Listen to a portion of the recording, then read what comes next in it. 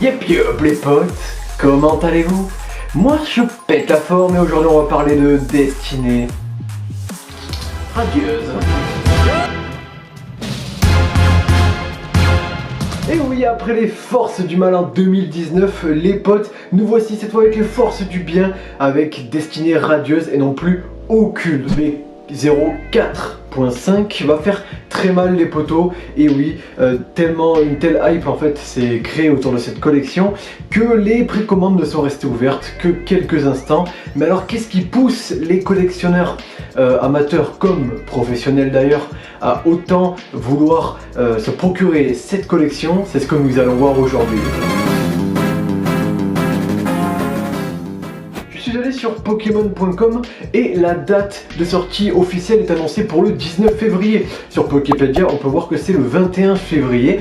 Alors pourquoi ces deux dates différentes? Aucune idée. Mais en tout cas les potes, la date c'est pas vraiment ce qui nous intéresse. On sait quand même que la collection va comporter plus de 190 cartes, plus de 100 Pokémon Shiny et plus de 30 cartes Pokémon V et VMAX. Alors poto, on veut bien, vous allez me dire, mais on aura quoi et quand exactement? Eh bien les différents sites pour la plupart s'accordent à dire que ce sera bien le 19 février les potos que sortira la collection. À cette même date, différents coffrets et le TB verront le jour, comme par exemple le coffret collection Pikachu V.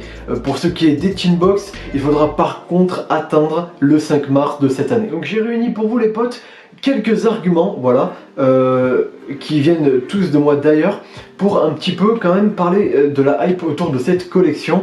Et premièrement, j'ai envie de vous dire, eh bien, c'est la toute première collection à introduire des Pokémon VMAX sous leur forme Shiny. Voilà, que ce soit Dynamax ou Gigamax, ça risque d'être assez ouf d'ailleurs quand on va les tomber pour la première fois. Mais voilà, pour cette première, je pense que déjà c'est un gros pas en avant au niveau de la collection, et ça c'est un bon argument. Sachant que les cartes VMAX de base sont déjà dures à tomber, alors les VMAX Shiny j'imagine pas. De plus, cette collection va contenir le rêve des collectionneurs à bénéfice et des collectionneurs tout court. D'ailleurs, le Dracofeu VMAX Shiny. Qui n'a pas envie de tomber cette carte? Moi le premier des potos, j'ai vraiment hâte de pouvoir ouvrir cette collecte et j'espère la tomber. Cette carte à elle seule multiplie le multiplicateur de hype par 72 MDR. Le pire c'est que c'est pas tout, il y aura également des cartes amazing, et ça aussi eh ben, c'est un truc de ouf, parce que pour l'instant on a que Voltage Éclatant qui nous propose ça, voilà. Donc on aura des cartes amazing, et voilà, je vous parle bien sûr de tout ce qui est FR, hein. Il y a déjà des gens qui ont droppé amazing avec leur version originale.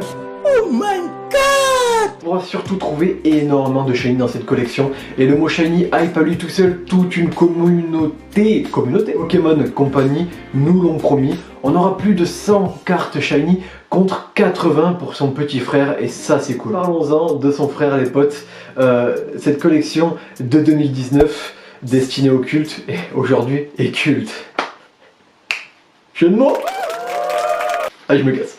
Destinée au culte est une collection chère et difficilement trouvable. Elle est beaucoup recherchée par les collectionneurs. D'ailleurs, certaines de ces cartes cotent pour plusieurs centaines d'euros. Je parle surtout du Dracofeu Shiny. Donc on revient encore au Dracofeu Gigamax Shiny qui va être vraiment, je pense, extrêmement bien coté. Donc la hype les potes, ça fait déjà un moment qu'elle est là. On passe d'un Dracofeu Shiny à un Dracofeu VMAX Shiny, on ajoute des amazing, on rajoute une vingtaine de shiny supplémentaires et on sort des coffrets etc encore plus beaux que SL 11.5. et franchement les potes, en mélangeant le tout, on obtient une hype et une collection qui s'annonce incroyable. La hype est déjà du tonnerre.